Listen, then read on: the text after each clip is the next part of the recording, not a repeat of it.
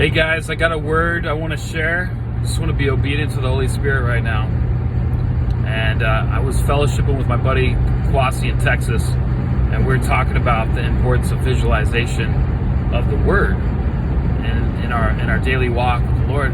And as we were talking, God just kind of showed me a picture in the diving industry of how that looks, in a practical way. And I wanted to share that with you guys because I know it's going to bless you. And that's what we're here for, is to lift each other up. So as a diver, we all know when we get done with the dive, or we're getting ready to get in the water and dive, how important it is to visualize what we're picking up from the last diver. Understanding what he accomplished on his dive, and knowing where we need to pick up, and understanding, and visualize it before we get in the water. The dives that I've had that really went bad and was just disorganized and very unfruitful was the ones that I didn't visualize properly of what I needed to do. And then when I got down there, I just was disorganized. Everything fell apart. Nothing worked out good. It was an inefficient dive. It was a bad dive.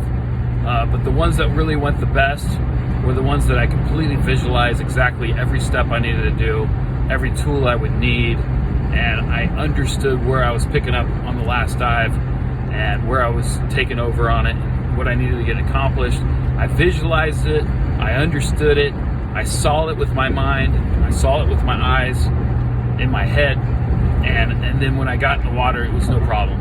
And just like that, I think the Lord is teaching us that when we live out this life, we have all this, our five physical senses and all the things that are happening around us that are trying to tell us a story and try to tell us a reality. And God's like saying, hey, my word is truth, my word is light, and this is your reality. You need to visualize the word when you look at everything in the world, because it's more real than everything else that you see with your eyes, your physical eyes. My truth and the word is more real than all that. You need to visualize that. And in a practical way, when we're dealing with a pandemic, we need to visualize ourselves underneath the shield of protection of God, that no weapon formed against us shall prosper. When we're dealing with financial strains on our life, we need to see that we're blessed and not cursed, and we're the head and not the tail, and that God will not withhold any good thing from us. If we're going through troubles in our marriage, we need to understand that God has united us and He's got a purpose for us. And the enemy is trying to pull us apart, but God's there holding us together, and that we trust in Him. In every category of life, we need to visualize God's truth, and it needs to be tangible. It needs to be real. It can't be just religious where we're just going through the motions. It needs to be more real.